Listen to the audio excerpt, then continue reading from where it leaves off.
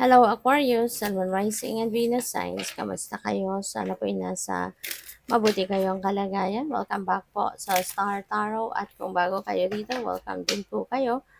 Please subscribe, like, share my videos, and leave me a comment kung naka-resonate po kayo. Thank you. So, Aquarius, first card ninyo, healing family issues. Ayan, your love life benefits as you forgive your parents. Ayan, napakaganda. Kasi maaano na maghihilom na yung mga sugat sa puso ninyo. You know, na dulot ng hindi ninyo pagkakaunawaan or pagkakaintindihan ng inyong mga magulang. Maaari kasi no, na baka may issue kayo, related sa inyong love life. Baka hindi pabor no sa love life mo yung mga magulang mo, or maaaring yung magulang ng person mo, baka hindi boto sa iyo or hindi boto sa relationship ninyo, hindi pabor sa relationship ninyo, so pwedeng may ganong ganap. But now, healing is coming in, no? Magkakaroon na ng pagpapatawad siguro, meron ng pagkakaunawaan, mas siguro matatanggap na kayo ng kung sino man, whether it is your parents or parents of person mo, sino man ang may issue sa inyong dalawa, baka matatanggap na nila yon. Kaya magiging masarap ng pakiramdam, magiging magaan na ang inyong pakiramdam, magiging masaya na kayo. Kasi yun, mawawala na yung nagpapabigat sa dibdib ninyo. So we have new love, and a new person has stirred your romantic feelings. So for some of you, lalo-lalo na kung ikaw ay single pa, baka meron ditong bago kang makikilala. No? Maybe you are meeting someone new na po pwedeng maging potential na maging jowa mo, maging manliligaw mo, or maging boyfriend or girlfriend mo. So, we have flirt. Extend your light-hearted energy to others. Ayan. So, siguro ang iba sa inyo is on to flirting, no? Yung siguro, nabuboard lang at yun, hindi naman necessarily na ano to, mauuwi sa seryosohan, no? Pwedeng ano lang talaga to, kumbaga pastime, no? So, pwedeng kayo to na magfo-flirt, or pupuwedeng kayo yung someone, no, out there is going to flirt with you, no? So, pupuwedeng gano'n. Kaya mag-iingat na lang kayo, no, kung kayo kunyari kung merong magfi-flirt-flirt sa inyo, alright? So, by the way, maraming salamat for subscribing, and if you haven't subscribed yet, subscribe na kayo. And also, maraming salamat din for not skipping the ads. Malaking bagay yan sa akin. And also, please click the join button sa baba ng video kung gusto niyo na mag-join kayo sa membership. Okay? Salamat po. So, we have number 35, Anchor. We have number 21, Mountain.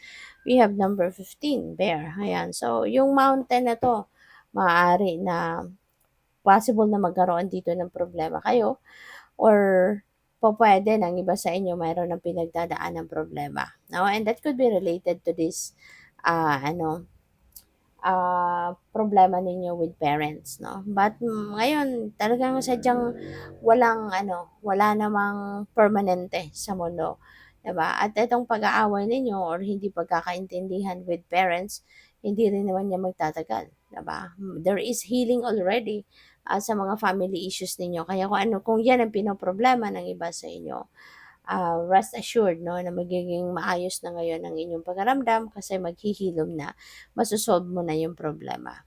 Or it could be a possible problema kung hindi kayo mag-iingat, no, with this flirt energy. Kaya mag-iingat kayo, baka you never know kung baka merong mag-flirt-flirt sa inyo dito na yun pala meron ng karelasyon, meron ng jowa, tapos mag-aano-ano pa sa inyo, mag-flirt-flirt pa sa inyo. Kaya mag-iingat kayo. Otherwise, baka diyan kayo magka-problema din, 'di ba?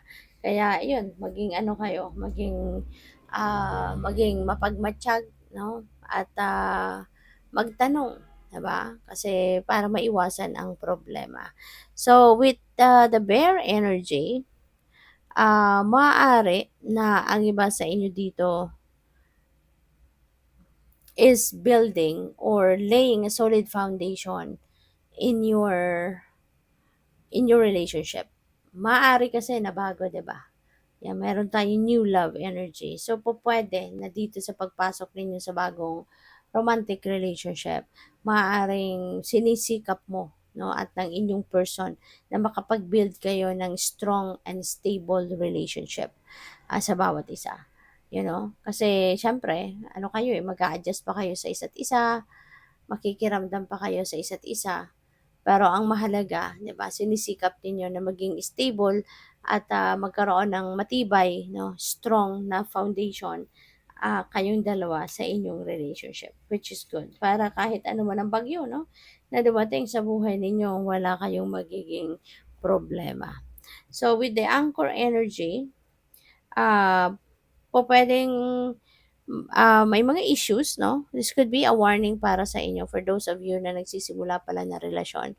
Ah, this could be a warning para sa iyo na nothing is perfect, 'no? Walang kahit anong sitwasyon sa mundo ang perpekto. Lahat meron at merong pagkakaroon ng mga humps and bumps, merong mga, ah, obstacles, merong mga nagiging problema. Kaya, reminder ito para sa inyo, 'no, na kahit yung inyong relationship ay hindi ligtas diyan.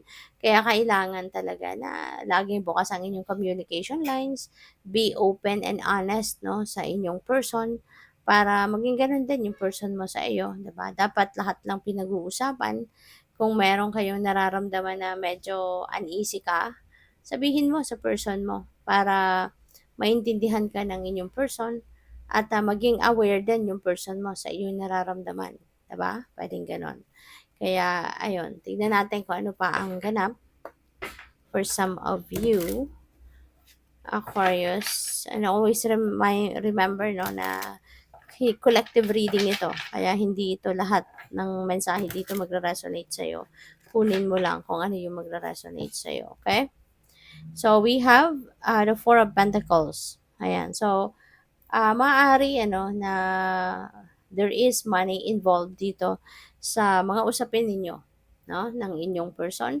Pupuwedeng may mga issues na pinagdadaanan kayo, may mga issues na hindi kayo napagkakasunduan, and that could be related to money. Alright?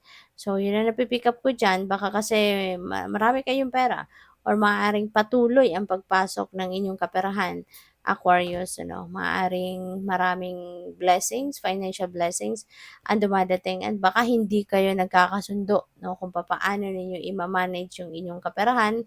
Baka hindi kayo nag-a-agree on one thing, 'no, kung saan ninyo i-invest or papaano ninyo gagastusin ang pera. So, baka doon kayo nagkakaroon ng problema. So, we have, Seven of Pentacles. Ayan. So, si Seven of Pentacles, this is about patience. This is about patience. So, feeling ko dito, be patient, no, with your person. Be patient sa inyong relationship, 'di ba?